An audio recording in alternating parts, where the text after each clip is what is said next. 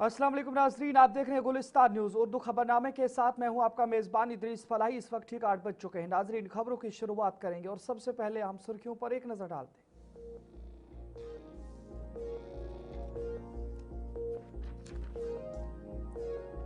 रियासी जिले के तलवाड़ा में 430 नौजवानों ने कांस्टेबल ट्रेनिंग और हल्फबर्दारी मुकम्मल की। लेफ्टिनेंट गवर्नर मनोज सिन्हा ने तकरीब में मेहमान खुसूसी के तौर पर की शिरकत और ली सलामी।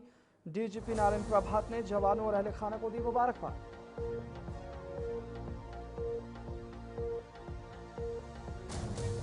मेंबर पार्लियामेंट इंजीनियर रशीद ने लोकसभा में मरकजी हुकूमत पर की तनकीद। श्रीनगर की मरकजी जामे मस्जिद पर कदगनों को गैर जवाज दिया करार।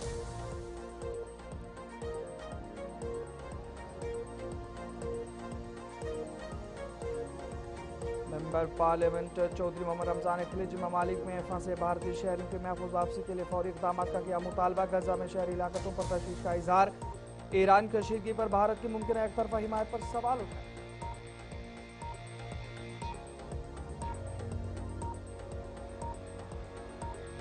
पाकिस्तान का काबुल में ड्रग डी एडिक्शन सेंटर पर हमला, 400 जाँ भाग 250 जख्मी। काबुल में पाकिस्तान के खिलाफ शदीद एहतजाज और नारेबाजी। तालिबान ने बदला लेने का ऐलान किया। हालात कशीदा।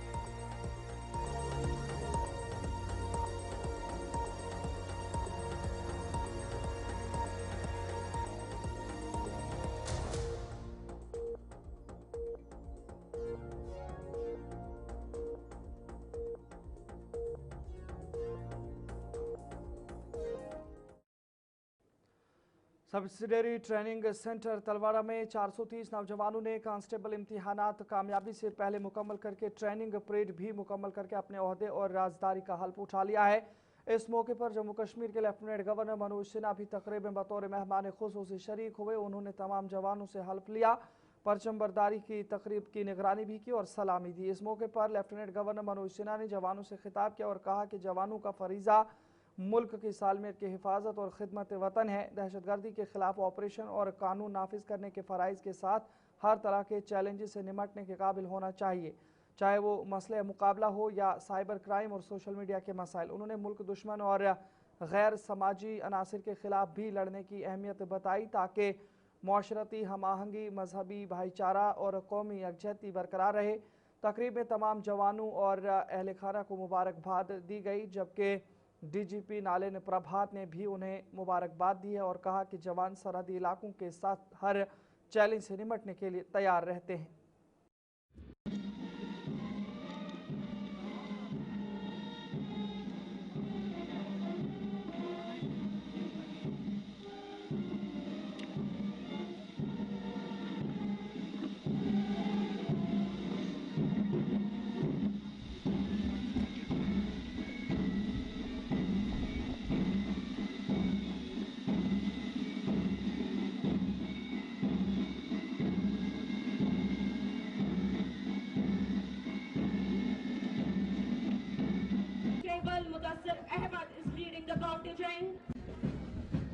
कमांड संभाले हैं रिक्रूट कांस्टेबल बुजुर्ग बकेरिया और ये सवारी कदमों से कदम और कंधों से कंधे मिलते हुए ये दस्ता आगे बढ़ता हुआ 8वां दस्ता रिक्रूट कांस्टेबल आयुष शर्मा।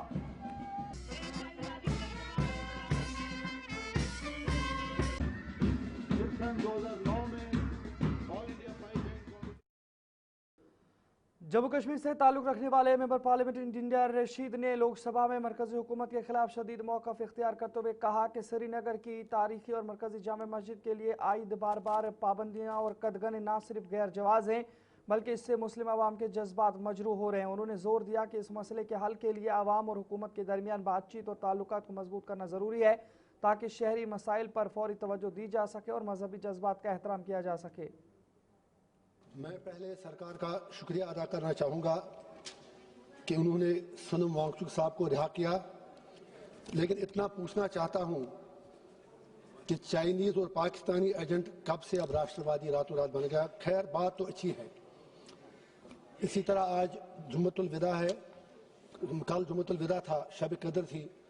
मैं जेल में हूँ। अपनी कॉन्स्टिट्यूंसी के लोगों को, पूरे कश्मीर के लोगों को मुबारकबाद देता हूँ और सरकार की तरफ से जामिया मस्जिद श्रीनगर को सील करने और वहां नमाज न पढ़ने की इजाज़त देने की भरपूर मजम्मत करता हूं। गुजारिश करता हूं सरकार से, जब आप बाकी जगहों पर हेलीकॉप्टरों से फूल बरसाते हैं, अच्छी बात है लोगों पर, डिवोटीज पर, तो कश्मीर में जामिया मस्जिद हमारी क्यों बंद है? For God sake please do it. Rail जो है, रेलवे मिनिस्टर साहब हमारे बहुत ही काबिल मिनिस्टर साहब हैं। जब इनसे मिलते हैं तो दिल से बात सुनते हैं। इनके MUS भी, जब भी मेरा कुछ इशू था जो मेरी नोट्स में आया, हम इनके पास गए। बारामूला उड़ी रेलवे लाइन के कुछ इश्यूज थे रिलाइनमेंट के, तो इन्होंने मुझे यकीन दिया कि वो ठीक करेंगे। हमें उम्मीद है कि वो रिलाइनमेंट जो है उसका ख्याल रखा जाएगा, जो गनी बस्तियों के बीच में रेल जा रही है। और इसी तरह जो आपने चनाब दरिया पे सबसे बड़ा ब्रिज बनाया, उसके लिए इंजीनियरों की पूरी टीम को, मजदूरों को हम दिल से मुबारकबाद देते हैं। रेल बारामूला में रमज़ान के मुक़द्दस महीने के मौके पर इंडियन आर्मी की जानिब से एक शानदार इफ्तार का एहतमाम किया गया, जिसमें मकामी कम्युनिटी के अफराद, मजहबी रहनुमा, बुजुर्ग और मौजूद शख्सियात शरीक हुए। इस मौके पर 19वीं इन्फेंट्री डिवीज़न के general officer commanding major general Manoj Joshi बतौर चीफ गेस्ट मौजूद रहे, जिनकी शिरकत ने फ़ौज और आवाम के दरमियान ताल्लुकात को मजबूत बनाने की अहमियत को उजागर किया। इस इफ्तार के जरिए बाहमी एहतराम, एतमाद और ताउन के फ़रोग के लिए एक मौसर प्लेटफॉर्म फराम किया गया, जबकि कम्युनिटी रहनुमाओं और मौजूद शहरियों की शिरकत इलाके में अमन, हमआहंगी और इज्तिमाई यकजहती के आज़म की अक्कासी थी। भारतीय सेना की 46 आरआर ने यहाँ पर जो है दावत इफ्तार पार्टी का इनाकाद किया। सबसे बड़ी बात है कि रमज़ान का मुतबरक महीना चल रहा है और इसके साथ साथ शब कदर की जो मुबारक रात है, इस दिन उन्होंने इस तकरीब का इस पुरफिजा शुक्रिया अदा करते हैं हमारे 46 आरआर के, और साथ में हम अपने जो हमारे नए GOC साहब आए हैं उनका भी शुक्रिया अदा करते हैं कि जिस तरीके से इस रमज़ान में हमारे बारामूला की आवाम को हमारी सेना की तरफ से। पार्लियामेंट में मेंबर असेंबली माफ़ कीजिएगा पार्लियामेंट में मेंबर पार्लियामेंट चौधरी मोहम्मद रमज़ान ने खलीजी ममालिक में फंसे भारतीय शहरियों बशुमूल ताजरों, मजदूरों, हज उम्रा के ज़ायरीन और बैरून मुल्क तालीम हासिल करने वाले जम्मू कश्मीर के तलबा के तहफ़्फ़ुज़ और महफूज वापसी के लिए फ़ौरी इक़दामात की ज़रूरत पर जोर दिया। उन्होंने ईरान के सुप्रीम और रूहानी रहनुमा अयतुल्लाह अली ख़ामनई की शहादत और अमरीका और इसराइल के एकतरफ़ा हमले की शदीद मज़म्मत की और नेशनल कॉन्फ्रेंस के सदर डॉक्टर फारूक अब्दुल्ला की जानिब से ईरान के अवाम के साथ यकजहती और ताज़ियत का पैगाम पहुँचाया।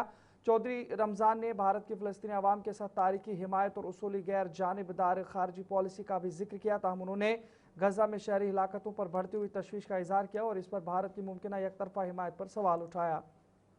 श्रीमान चौधरी मोहम्मद रमज़ान जी, सब लोग जानते हैं कि 10 million Hindustani live across West Asia in war torn areas. Sir, हजारों Kashmiri students, workers, traders, pilgrims and businessman इन इलाकों में फंसे हैं जहां पर इस वक्त वार जबरदस्त जोर शोरों से चल रहे हैं, खासकर उन गल्फ कंट्रीज में जिसमें कतार है, UAE है, Saudi Arabia, Oman and Kuwait. इनकी जो फैमिली हैं वो इन ये उनके रिश्तेदार हैं इन वार टॉर्न एरियाज में जो फंसे हुए हैं। Those are very concerned about their safety and security. मैं चाहता हूं कि गवर्नमेंट ऑफ इंडिया इंश्योर करे इन लोगों की सिक्योरिटी और इनकी सेफ्टी का। आपका दोबारा खैर मकदम है नाजरीन। आगे बढ़ जाएंगे, बात उन तलबा के हवाले से भी करेंगे जो ईरान के अंदर इस वक्त फंसे हुए और उनके वालिदैन की यहाँ पे तशवीश पाई जा रही है। आपको बता दें, ईरान में मौजूद वादी के तलबा के मुल्क वापस न आने के मामले पर मरकजी हुकूमत की जानिब से कोशिशें जारी हैं कि वो जल्द अज जल्द वापस लौट सकें ताकि तलबा को जल्द अज जल्द अपने घर वालों से मिलाया जा सके। श्रीनगर में वालिदैन की तरफ से तलबा की गैर मौजूदगी पर खामोश एहतजाज किया गया, जबकि ईरान के मुख्तलिफ शहरों में मौजूद कश्मीरी तलबा का घर वापस आने के लिए इकदाम किए जा रहे हैं। इस दौरान वालिदैन के खदशात को दूर करने और तलबा की महफूज वापसी को यकीनी बनाने के लिए संजीदा इकदाम किए जा रहे हैं। वालिदैन से हुकूमत और इंतजाम की जानिब से सब्र और तहम्मुल बरतने की अपील की गई है। मेरा नाम रियाज अहमद है। मेरा बच्चा आज़रबाईजान बॉर्डर पे इस वक्त है, स्ट्रैंडेड हैं। 200 बच्चे हैं तकरीबन। कुछ बच्चे वहाँ से निकले थे, लेकिन अब आज़रबाईजानी गवर्नमेंट ने उनका बॉर्डर क्लियरेंस अभी वो नहीं दे रहे हैं, और नतीजा ये है कि वो बच्चे बहुत परेशान हैं, बहुत फ्रस्ट्रेटेड हैं। वो रो रो के फ़ोन कर रहे हैं, और हमारे भी जो पेरेंट्स हैं, माएँ बहुत परेशान हैं।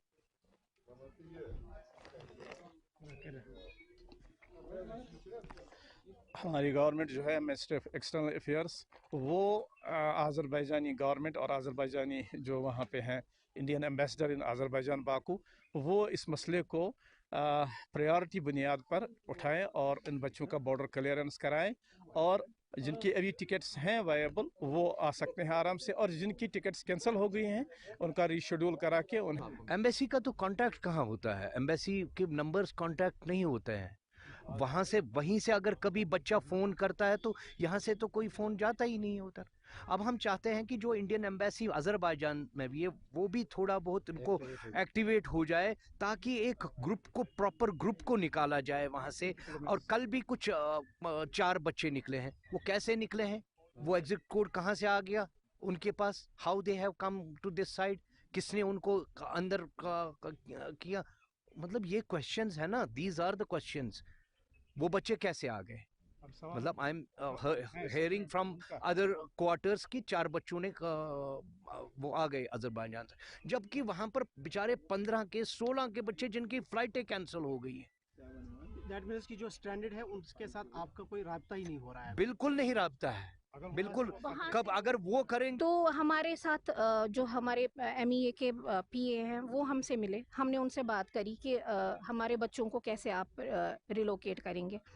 तो उनका ये था कि हमारे पे बहुत सारा बर्डन है, ये आप ही के यहाँ बच्चे नहीं स्ट्रैंडेड है, जो भी एडजॉइनिंग एरियाज जो बॉर्डर्स के साथ मिल रहे हैं ईरान के, वहाँ भी बहुत कुछ हो रहा है। ठीक है, तो बहुत सारे बिजनेसमैन, बहुत सारे एम्प्लॉयज़ वगैरह भी वहाँ स्ट्रैंडेड है, तो हम सिर्फ आपके बच्चों को इस टाइम पे नहीं निकाल सकते हैं। तो उनका ये था कि you can do one thing, you book the tickets, you book the visas, हम इतना कर सकते हैं थ्रू प्रॉपर एस्कॉर्ट, वो हम उनको बॉर्डर पे ले जाएंगे, इतना था उनका। जिला पुंछ के सुरनकोट सब डिवीजन की अपर सनई पंचायत के महिला नेपाली के लोग आज के इस जदीद दौर में भी पीने के साफ पानी जैसी बुनियादी सहूलियात से महरूम हैं। इलाके के लोगों का कहना है कि हुकूमत की जानिब से दई इलाकों में बुनियादी सहूलियात फराहम करने और हर घर नल से जल जैसे मनसूबों के बड़े बड़े दावे किए जाते हैं, मगर ज़मीनी हकीकत यह है कि मोहल्ला नेपाली महिला पनियाली के रिहायशी अब तक पीने के पानी की शदीद क़ल्लत का सामना कर रहे हैं। मकामी लोगों के मुताबिक इलाके में पानी की सप्लाई के लिए पहले से मौजूद वाटर सप्लाई लाइन अमली तौर पर गैर फाल हो चुकी है और इसमें अक्सर पानी आता ही नहीं है। उन्होंने अब ज़िला इंतज़ामिया, मुतल्लिका महकमा और हुकूमत से अपील की है कि इलाके की तरफ तवज्जो दी जाए ताकि लोगों के मुश्किलात दूर हो सकें। हाँ, सबसे अगर बड़ी मुश्किल है हमारे लिए कि पानी का बोर निकाला हुआ है, 4 साल हो गए यहाँ से, लेकिन पाइपें भी बिछा दिए हैं इन्होंने, लेकिन आज तक पानी कोई नहीं उसमें लगाया है। लिहाजा 150 घर जो यहाँ है वो पानी से बहुत मुतासर है। इस रमज़ान में कैसे गुजर बसर करते हैं? बड़ी मुश्किल से ये इस रमज़ान में हमने पानी इधर हमारी तरफ से तकरीबन दूर है 2 फरलांग, तो वहाँ से जाकर औरतें लाती हैं और सर पर उठाकर तो फिर पानी पीने का वहाँ से लाती हैं। लिहाजा इस पानी की जल्द अज जल्द कुछ न कुछ करें ताकि हम लोगों की ये परेशानी दूर हो जाए। ऐसा है कि पिछले काफ़ी अरसा दराज से हम ये जो पानी का मसला है इसके शिकार हैं। जैसे कि पहला हमारा जो पानी चल रहा था चश्मे का, वो वाक़ई ज़लज़ले में गायब हो गया। उसके बाद हमारे पास जो वहाँ के जो पानी है वो नाले में इधर उधर जो है वो बह रहा है, तो उसको हम रिकवर नहीं कर रहे हैं। तो उसके बावजूद जो है ये हमारी स्कीम चली थी, ये जो 4 साल पहले को बोल रहे थे कि अभी इसको हम एकदम जो है वो कामयाब करेंगे। पाइपें पड़ी हुई हैं, सब है, लेकिन महकमा कोई। हमारा जो मोहल्ला है इसमें काफ़ी साल पहले से जो है कोई चश्मे का पानी था, लेकिन वो जब जलवाला आया तो उसके बाद वो पानी बिल्कुल गायब हो गया। उसके बाद यहाँ 4 साल पहले तकरीबन वो एक लिफ्ट सिस्टम शुरू हुआ था मोहल्ला क्रेशिया से मोहल्ला बढ़ाना तक। पाइपें वगैरह लगी हैं और बोर वगैरह सब बन चुका है, लेकिन 4 साल पहले से लेकर आज तक कोई पानी का एक कतरा भी हमें उससे नहीं। आपका एक बार फिर से खैर मकदम है, आगे बढ़ जाएंगे। बात जिला पुंछ की तहसील मेंढर के हवाले से भी करेंगे। आपको बता दें जहां पर मेंढर के रामकुंड मंदिर में मुनाकिद होने वाला तारीखी सालाना मेला रामकुंड आज मजहबी जोश व खरोश के साथ इख्तिताम पजीर हो गया, जिसमें सुरनकोट, मंडी, पुंछ, राजौरी और जम्मू के मुख्तलिफ इलाकों से सैकड़ों अकीदतमंदों ने शिरकत की। 2 रोज़ा ये मेला हर साल चेतड़ चौथ के मुकद्दस मौके पर मुनक्किद किया जाता है, जहां अकीदतमंद बड़ी अकीदत और जोश के साथ हाजिरी देते हैं। जिले इंतजाम सब डिवीजनल हुकाम की जानिब से मेले के पुराने बेहतरीन इंतजाम किए गए थे और ज़ायरीन को तमाम ज़रूरी सहूलियात फराहम की गई। ये मेला मंदिर इंतजामी कमेटी की जानिब से मुनक्किद किया गया, जिसकी निगरानी मंदिर के महंत ने की थी। रामकुंड तीर्थ स्थान के अंदर एक भव्य मेले का आयोजन किया गया है। हर साल की तरह इस साल भी जो ये मेला है ये बड़ी धूमधाम से मनाया जा रहा है, जिसमें 2 दिन का ये जो मेला है वो किया जाता है। कल छड़ी यात्रा हनुमान मंदिर मेंढर से निकाली गई थी हर साल की तरह, और यहाँ पर रामकुंड जब पहुँचती है तो यहाँ उस छड़ी का भव्य स्वागत किया जाता है। रामायण जी का अखंड पाठ 24 घंटे का शुरू किया जाता है और आज दूसरे दिन यहाँ सुबह रामायण के पाठ का समापन हुआ, हवन पूजन किया गया और सुबह जो थी हमारी करीब 2-4 चीज़ें रहेंगी जो हमारी जितनी भी जम्मू कश्मीर की आवाम है या हमारे हिंदुस्तान की जितनी भी आवाम है उनसे कि ये प्राचीन स्थल है। आप इस प्राचीन स्थल की महिमा को जब तक यहाँ नहीं आएंगे तब तक आप इसकी विशेषता को समझ नहीं पाएंगे। आप यहाँ पे हर वर्ष की तरह। मैं बलराम शर्मा, प्रेसिडेंट व्यापार मंडल मेंढर। आज हर साल की तरह जो रामकुंड मेला है बड़े धूमधाम से लगाया जा रहा है। इसमें जो हमारे रजौरी से, पुंछ से, सुंदरबनी से, जम्मू से लोग आते हैं और सबसे जो ख़ास बात यहाँ देखने की है, यहाँ पे जो मुसलमान भाई हैं, जब हमारी का छड़ी आई तो इन्होंने बड़े धूमधाम से हमारा साथ दिया और रात को भी मुसलमान भाई हमारे साथ यहाँ पे खड़े, कंधे से कंधा मिला के खड़े रहे और आज भी जो है हमारे मुसलमान भाई हमारे साथ हैं। कहते हैं किसी भी चीज़ की ज़रूरत हो तो। आज सबसे पहले जो वर्ष में एक बार चैत्र चौदस का मेला मेंढर, मनकोट, रामकुंड तीर्थ पर यह लगता है, इस मेले के सफल आयोजन पर मैं सभी मेंढर वासियों को, समस्त सनातनी जो है उनको बहुत बहुत बधाई देता हूं। कश्मीर के ज़िला पुलवामा को दूध की सबसे ज़्यादा पैदावार के बाइस कश्मीर का आनंद कहा जा रहा है, जहां सरकारी आदाद-ओ-शुमार के मुताबिक रोज़ाना तकरीबन 7.5 लाख लीटर दूध पैदा हो रहा है, जो किसी भी ज़िले के मुकाबले में सबसे ज़्यादा है। ज़िले में करीबन 95,000 मवेशी मौजूद हैं, जिसकी वजह से पुलवामा दीगर अजला के लिए एक मिसाल बनता जा रहा है। मकामी लोगों ने इस कामयाबी पर खुशी का इजहार किया है, ताहम उन्होंने मुतालिका महकमे से अपील की है कि जदीद मशीनरी और आलात फराहम किए जाएँ ताकि दूध की मिकदार और मयार को मज़ीद बेहतर बनाया जा सके और ज़्यादा से ज़्यादा नौजवानों को डेयरी सनत की जानिब रागिब किया जा सके। इधर महकमे के हुकाम का कहना है कि HADP के तहत मुख्तलिफ स्कीमें मुतारिफ कराई जा रही हैं ताकि नौजवानों को रोज़गार के मौके फराहम किए जा सकें और डेयरी सेक्टर को मज़ीद फ़रोग़ दिया जा सके। पुलवामा को कस्बे पुलवामा हो या पूरा ज़िला पुलवामा हो, इसे आनंद ऑफ कश्मीर कहा जा रहा है। ये हमारे लिए काबिल फ़ख्र की बात है कि पुलवामा में सबसे ज़्यादा मिल्क प्रोडक्शन हो रही है। इस हवाले से सरकार से हमें यही गुजारिश और कंसर्न डिपार्टमेंट से भी यही गुजारिश है कि इसमें और अच्छी स्कीम्स आनी चाहिए ताकि जो नया जो हमारा डिस्ट्रिक्ट पुलवामा है इसको इसलिए आनंद ऑफ कश्मीर कहा जाता है क्योंकि जो यहाँ का कि जो हमारी कैटल है यहाँ पे उसकी पर डे प्रोडक्टिविटी कश्मीर में हाईएस्ट है, 15 से ऊपर अगर हम देखेंगे। और जो हमारी बेस्ट काउज है, एलीट जो हमारे पास काव है वो 40 लीटर तक भी जाती है। इसलिए अगर हमारे पास पॉपुलेशन थोड़ी सी कम भी है मगर जो हमारी क्वालिटी काउज है यहाँ पे बहुत ज़्यादा है, तो इसलिए जो अब लोगों ने देखा कि जो अगर हम डेयरी के साथ जुड़ जाएंगे तो इसमें हमारा फायदा है। तो अगर हम देखेंगे आज का जो यूथ है वो रमज़ान के बाबरकत महीने में ज़िला पुंछ में एक निजी तंजीम की जानिब से इंसानियत और भाईचारे की एक शानदार मिसाल पेश की गई, जिसके तहत मुस्तहिक और गरीब ख़ानदानों में राशन और दीगर ज़रूरियात तकसीम की गई। तंजीम के अराकीन ने खुद मुस्तहिक अफराद तक जाकर उन्हें इमदादी सामान फराहम किया, जिससे इलाके के लोगों में खुशी और शुक्रगुजारी की लहर दौड़ गई। अराकीन ने कहा कि रमज़ान मुबारक रहमतों और बरकतों का महीना है और इस मौके पर ज़रूरतमंदों की मदद करना सबसे बड़ा सवाब है। जो माह रमज़ान का जो महीना है, जो आने वाली जो ईद है, इसी के सिलसिले में जो हमारे ये जो दूर दराज के लोग हैं, जो जिसमें काफ़ी गरीब गुरबा लोग हैं, आर्फन्स हैं, उसके बाद विडोज़ हैं और हमारे जो हैंडीकैप्ड लोग हैं, उसी के रिगार्डिंग जो हमारी youth association for service of humanity and nation जो यशन नाम की तंजीम है, हर साल हम इनको खाने पीने की अशिया तकसीम करते हैं ताकि ये जो माह रमज़ान का अच्छा निकले और जो आने वाली जो ईद है वो इनका अच्छी तरह इनका घर में चूल्हा जले और ये अच्छी खुशी से मनाए। मेरी गुजारिश है। तो चले नाज़रीन, फिलहाल वक्त हुआ चला है। अपने मेज़बान इदरीस फलाई को इजाज़त दीजिए। देखते रहिए गुलिस्तान न्यूज़। अल्लाह निगहबान।